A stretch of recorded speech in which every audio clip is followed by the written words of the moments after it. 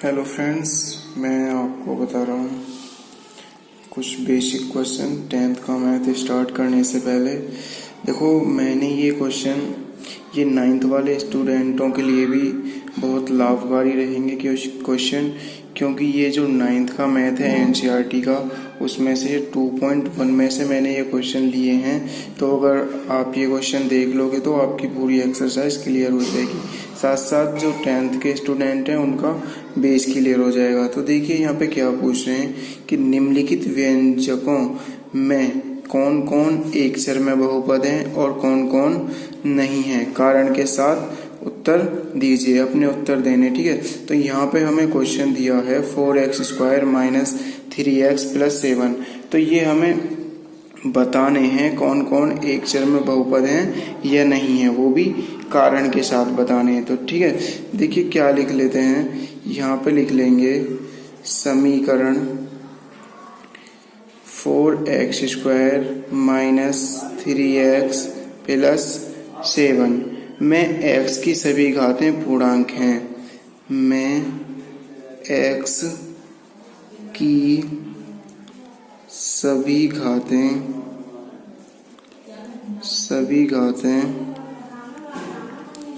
पूर्णांक है, इसलिए यह एक चर में बहुपद है।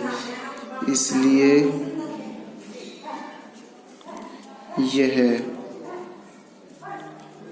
एक चर में बहुपद है। तो देखिए दोस्तों, कहने का मतलब क्या है, ये हमसे यही पूछ रहे हैं कि निम्नलिखित व्यंजनों को बताइए कि वो एक चर में बहुपद हैं या नहीं है। तो हम कैसे पता करेंगे कि एक चर में बहुपद है या नहीं है। देखो यहाँ पे क्या है, हमारी समीकरण दी हुई है 4x² माइनस 3x प्लस 7 में x की सभी घातें पूर्णांक हैं। अब देख रहे होगे ये पूर्ण घात आ रही हैं x की सभी। ठीक है, मतलब हाफ में नहीं आ रही हैं या 3/2 में नहीं आ रही, 4/5 में नहीं आ रही हैं, मतलब पूरी की पूरी घातें आ रही हैं 1 2 3 4 5 इस तरह से। ठीक है, तो इसकी घातें 2 है और इसकी घातें 1 है। तो इसकी जो समीकरण है हमारी, इसकी घातें पूर्ण हैं, तो इसलिए ये हमारा एक चर में बहुपद हो जाएगा। अब देखिए इसको देख लेते हैं। यहाँ पे दिया हुआ है 3 रूट में t प्लस t रूट में 2। तो इसको देखो, समीकरण को ऐसे लिख लेते हैं हम।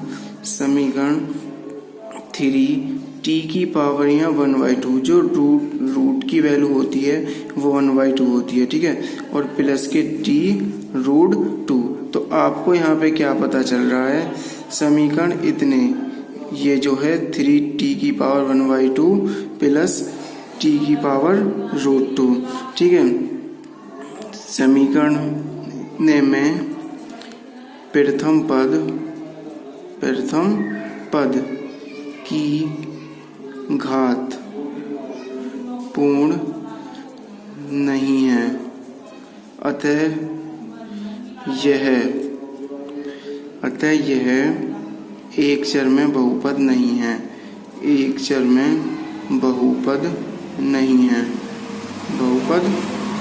है। ठीक है, इस तरह से हो जाएगा। देखिए ये वाला इसका आंसर है। ठीक है, और ये वाला इसका आंसर है। इसका आंसर देखो यहाँ पे देख लेंगे तो ये चीज़ समझ में आ गई होगी, क्योंकि t की पावर यहाँ 1/2 आ रही है। तो ये क्या हो जाएगा, इसका जो प्रथम पद है, कोई भी पद, पहला पद हो दूसरा पद हो, उसकी जो घात है वो पूर्ण होनी चाहिए। अगर वो पूर्णांक नहीं है उसकी घातें, तो वो हमारा एक चर में बहुपद नहीं होगा। इस तरह से देखो यहाँ पे देख लेंगे, यहाँ x की पावर 10 प्लस y की पावर 3 प्लस t की पावर 50 है। ठीक है, तो देखो यहाँ पे क्या करेंगे, हमको यहाँ पे देखना है कि इसने दे रखी है x की पावर 10 प्लस y की पावर 3 और z की पावर 50 दे रखी है। ठीक है, तो इस समीकरण में क्या है, इस समीकरण में तीन चर, इस समीकरण में देख लेंगे x की पावर 10 प्लस y की पावर 3 प्लस t की पावर 50। ठीक है, ये हो जाएगा। में तीन चर x y व t हैं।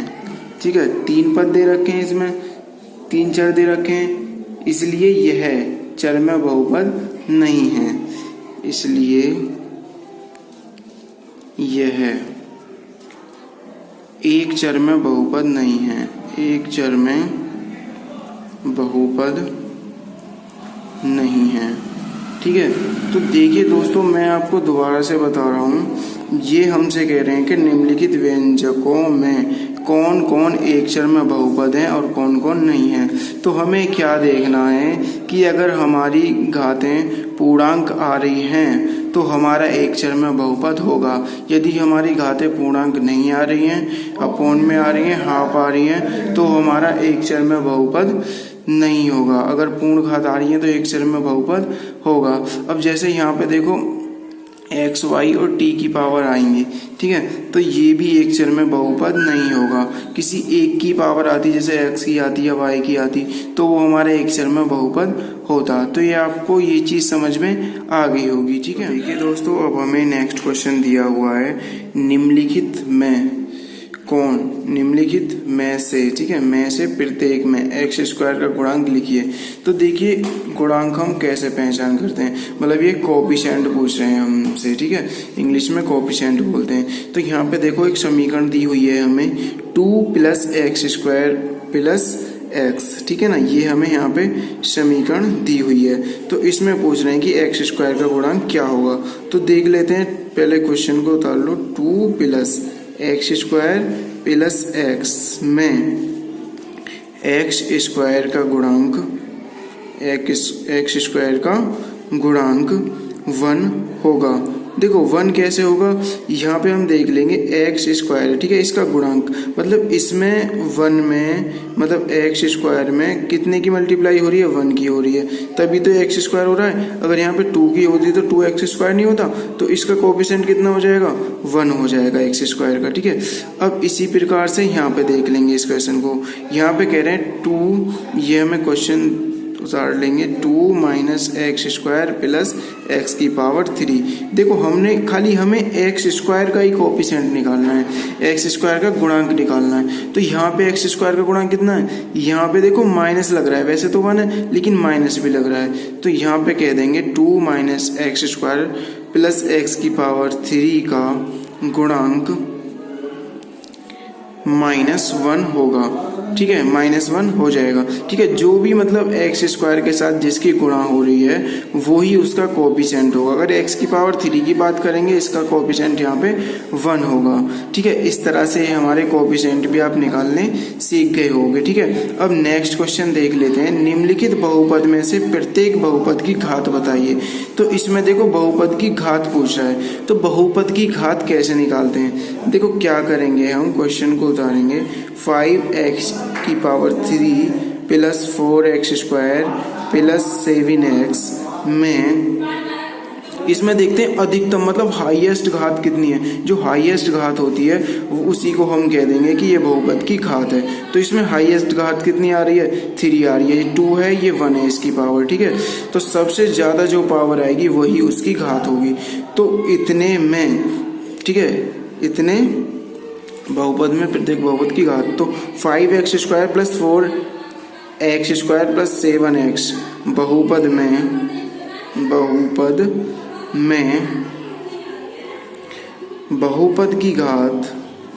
बहुपद की घात 3 होगी। ठीक है, जो हाईएस्ट घात आती है वही बहुपद की घात होती है। समझ में आ गया होगा। अब नेक्स्ट क्वेश्चन है 5t - के रूट में 7। ठीक है, तो 5t - रूट में 7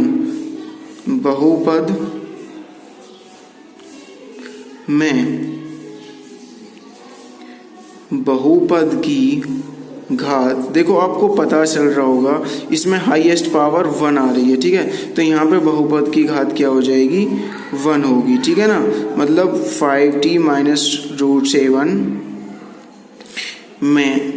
में बहुपद की घात 1 होगी। ठीक है, ये क्लियर हो गया।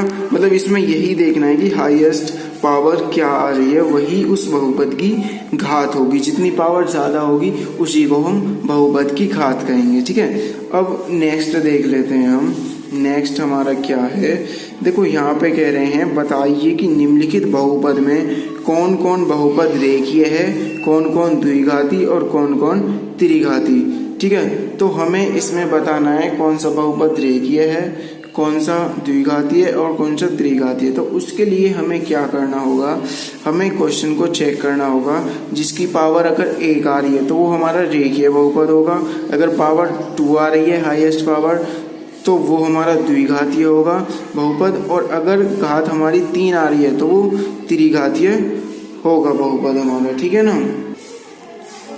तो देखिए दोस्तों, यहाँ पे मैंने क्वेश्चन लिया है, ये वैसे 9 से है, 2.1 से क्वेश्चन है सारे, तो 9th वाले स्टूडेंट भी के लिए भी ये वीडियो बहुत ही लाभदायक है। ठीक है, 10th का तो बेस क्लियर हो ही रहा है, उसके साथ में 9th का ये पहली एक्सरसाइज भी 2.1 की क्लियर हो जाएगी। ठीक है, पहले भी जो मैंने क्वेश्चन लिए हैं वीडियो में वो भी हमारे 9th के मैथ से लिए गए हैं। अगर हमारा 9th का मैथ अच्छा है तो 10th का मैथ हमारा अपने आप से ही अच्छा होता चला जाएगा। तो देखिए यहाँ पे क्वेश्चन दिया हुआ है x² + x। तो मैंने क्या बोला है कि अगर बहुपद की घात सबसे ज्यादा 1 आ रही है, ठीक है, तो वो हमारा रेखीय होगा बहुपद। अगर 2 आ रही है तो द्विघातीय होगा, अगर 3 पावर आ रही है हाईएस्ट तो त्रिघातीय होगा।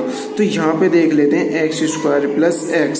ठीक है, x² + x में अधिकतम घात कितनी आ रही है, 2 आ रही है, तो क्या हो जाएगा, ये हमारा द्विघातीय बहुपद हो जाएगा। तो x² + x हमारा द्विघातीय बहुपद होगा। ठीक है ना, क्योंकि इसकी हाईएस्ट पावर कितनी है, 2 है। तो ये हम देखते हैं अधिकतम घात कितनी आ रही है, अधिकतम घात जितनी आएगी उसी प्रकार से हमारा हो जाएगा रेखीय, द्विघातीय, त्रिघातीय बहुपद।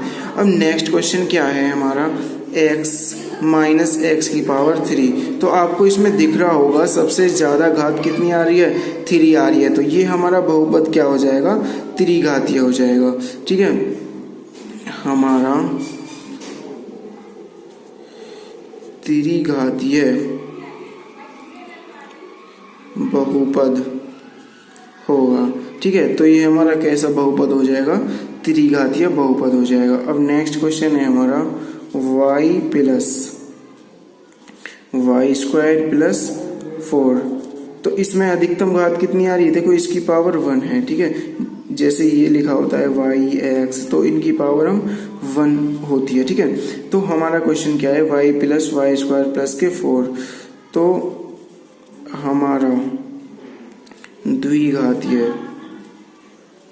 तो हमारा द्विघातीय बहुपद होगा। तो हमारा बहुपद क्या होगा, द्विघातीय होगा, क्योंकि इसकी हाईएस्ट घात कितनी आ रही है, 2 आ रही है इसकी पावर। ठीक है, तो यहाँ पे देख लेते हैं 3t, तो इसकी हाईएस्ट पावर कितनी है, 1। ठीक है, तो हमारा रेखीय बहुपद होगा। क्यों, क्योंकि इसकी पावर 1 आ रही है। ठीक है, तो इस तरह से हमारी 2.1 10th के मैथ से क्लियर है एक्सरसाइज। ठीक है ना। तो अगर आपको कोई भी प्रॉब्लम आ रही है तो मुझे कमेंट में आप पूछ सकते हैं। ठीक है ना।